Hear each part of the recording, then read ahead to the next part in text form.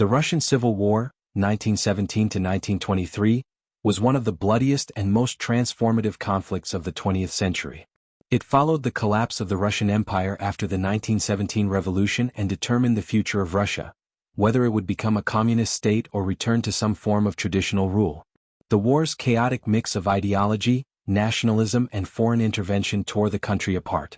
But by the early 1920s, the Bolsheviks, Reds, had emerged victorious, laying the foundation for the Soviet Union. Understanding how the war ended requires examining not only the Bolsheviks' military success but also their political strategy, the disunity of their opponents, and the exhaustion of a nation ravaged by years of chaos and war. The background: revolution and fragmentation. The Russian Civil War began in the wake of the October Revolution of 1917, when Vladimir Lenin and the Bolshevik Party seized power from the provisional government. Their promise of peace, land and bread appealed to war-weary soldiers, starving workers and landless peasants. But the Bolsheviks' takeover sparked fierce resistance. Monarchists, liberals, moderate socialists and foreign powers all opposed Lenin's radical regime. By early 1918, Russia had fractured into competing factions. The Red Army loyal to the Bolsheviks. The White Armies made up of monarchists, conservatives and anti-communist forces. The Greens, composed of peasant militias defending local interests. Various nationalist movements in Ukraine, Georgia and Central Asia seeking independence. What followed was a multi-front struggle across the vast Russian landscape, a brutal war fought by armies, partisans and civilians alike. The Reds versus the Whites, 1918 to 1920. The core of the conflict pitted the Reds against the Whites. The Bolsheviks controlled the central heartland, including Moscow and Petrograd, St. Petersburg, while the Whites held the periphery, Siberia, the Caucasus and southern Russia.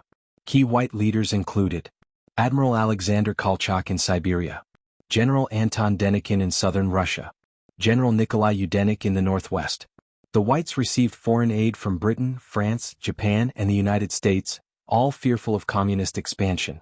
But despite this support, they suffered from a fatal weakness: disunity. The White generals fought separately, with no unified command or clear political vision. They also alienated peasants by threatening to restore aristocratic land ownership. Meanwhile, the Red Army, under the leadership of Leon Trotsky, became increasingly organized and disciplined. Trotsky used strict measures, including forced conscription and harsh discipline, to build an effective fighting force from chaos. The Reds also held key industrial regions and railways, giving them logistical advantages. By the end of 1919, the major White offensives had been defeated. Kolchak was captured and executed, Denikin's forces were driven out of southern Russia, and Yudenika's army collapsed outside Petrograd. Foreign withdrawal and Red consolidation. Foreign powers, weary of intervention and facing post-war problems at home, withdrew their troops by 1920. Without external support, the White resistance crumbled. In 1920, the Bolsheviks turned their attention to other fronts. In Ukraine, they fought against both nationalist forces and the anarchist army of Nestor Makhno. In the Caucasus, they subdued Georgia, Armenia, and Azerbaijan. Against Poland, they waged the Polish-Soviet War, 1919 to 1921, hoping to spread revolution westward. Although the Red Army suffered defeat in Poland, the Bolsheviks solidified control over the former territories of the Russian Empire. War Communism and the Red Terror. During the war, the Bolsheviks implemented extreme measures to maintain power. Under war communism, they nationalized industries, requisitioned grain from peasants, and suppressed private trade. The Cheka Lenin secret police carried out the Red Terror, executing suspected enemies, aristocrats, priests, and political opponents. While these policies kept the Red Army supplied, they also caused immense suffering and famine. Yet the Bolsheviks' iron grip ensured that no serious internal rebellion could overthrow their rule. The Last Resistance, 1920 to 1923. By 1920, organized White resistance had ended, but the war dragged on through smaller uprisings. Peasants in the Tambov region revolted against forced grain requisitioning, while anti-Bolshevik forces continued in Central Asia. One of the last major challenges came in 1921, when a group of sailors at Kronstadt, once loyal to the Bolsheviks, rebelled demanding Soviets without communists. The Kronstadt rebellion was brutally crushed, signaling the end of serious internal opposition. That same year, Lenin recognized that the country could not survive under war communism. He introduced the new economic policy, NEP, in 1921, a partial retreat from socialism that reintroduced limited private trade and small-scale capitalism to revive the shattered economy.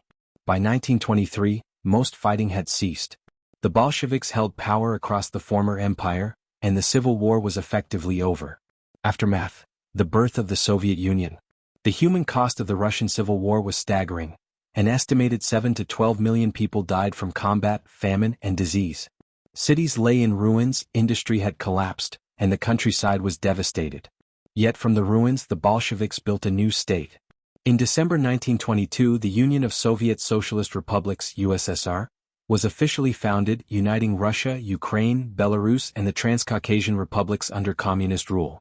Lenin's health was failing, and after his death in 1924, a power struggle began that would eventually bring Joseph Stalin to dominance. Stalin's rise marked the consolidation of a single-party dictatorship born out of the chaos of civil war. Why the Bolsheviks won? The Bolsheviks triumphed in the Russian Civil War because of several key factors. Centralized leadership: Lenin and Trotsky provided clear direction and unity. Geographical advantage: control of central Russia and railways allowed faster movement of troops and supplies. Disunity among enemies: the white forces were divided by ideology and geography. Propaganda and purpose: the Reds portrayed themselves as defenders of the revolution and the workers. Brutal efficiency: the Cheka and war communism crushed dissent and ensured loyalty through fear. The end of the Russian Civil War marked not only the victory of the Bolsheviks but also the birth of a new world power, the Soviet Union. The dream of a classless worker state came at an enormous human cost, but the conflict forged a centralized, authoritarian regime that would dominate Eurasia for decades. By 1923, Russia was no longer an empire of tsars but a communist superstate in the making. Its revolution secure, its enemies crushed, and its future, for better or worse, firmly in the hands of the Bolsheviks.